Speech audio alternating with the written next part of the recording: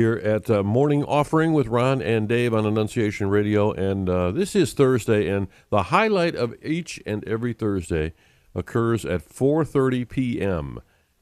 That's no doubt about it. When Bishop Thomas addresses your questions on the Bishop's Corner. And we'd like to give you a sneak peek at what you're going to hear. One of the questions from this afternoon's program is all about the Eucharistic Congress.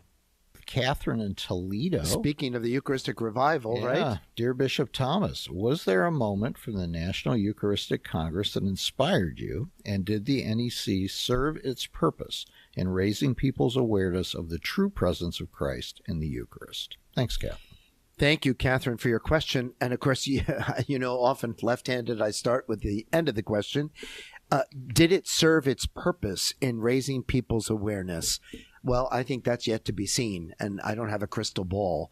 But I can certainly tell you from those who have attended, those who have spoken with those who have attended, I believe that their awareness has absolutely been increased, and there's no question that they are serving as Eucharistic missionaries. So, has its purpose been fulfilled? Maybe that won't happen till heaven. But, Catherine, I certainly think its purpose has begun in catching a fire to this great, great gift of the Holy Eucharist to the Church. Now, you also say, was there a moment that inspired you? And I can tell you, there's a whole list of moments I can share that would inspire you. But, Ron, we don't have the time on the radio show. But I can tell you, Catherine, the evening revival moments, which were from 7 o'clock till 9:30 or 10 o'clock, which included a number of speakers, many of whom you know, and you can see them all on the website. But it was profound that 65, 70,000 people gathered in a stadium worshiping the Holy Eucharist in that massive monstrance, and you could have heard a pin drop. Catherine, that was profound. And in fact, during one of those events with the worship and praise music going on, I personally was moved to tears, and moved so deeply that Jesus present was touching hearts as intimately as he was touching mine, even though I was surrounded by 65,000 people in a stadium. It was extraordinary.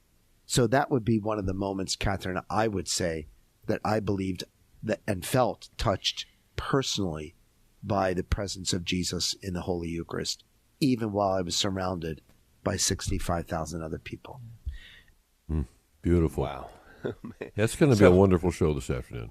Yeah, and just, again, just love that our own Bishop Thomas, is so real in his sharing, so willing to expose himself and let us know, what his own experience was at the Eucharistic Congress, to be moved to tears. And I have to say, I know one of the people that performed during that time was Tony Melendez, and we've not said it, but I'm down. I spent a little bit of time down in Florida, and I look up, and who's in two pews in front of me? Tony Melendez. Really? And I think that he and his wife were there, but I think just coming to recover after that has to be an exhausting experience for everyone, and I'm so thankful for everyone who went, and everyone who spoke, and everyone who performed. And including our own bishop, by the way, who had a speaking opportunity and ability to, or a invitation to gather some folks there to talk about the Eucharist. So I'm just so thankful for all who went, but also all of those who are called into a speaking opportunity or performance that moved many, many, many hearts. The one who obviously brought all of that together, the Lord himself, the one providing the grace, the one who brings you to tears, the one who brings you to conversion. He was there. So thanks be to God for that. Absolutely.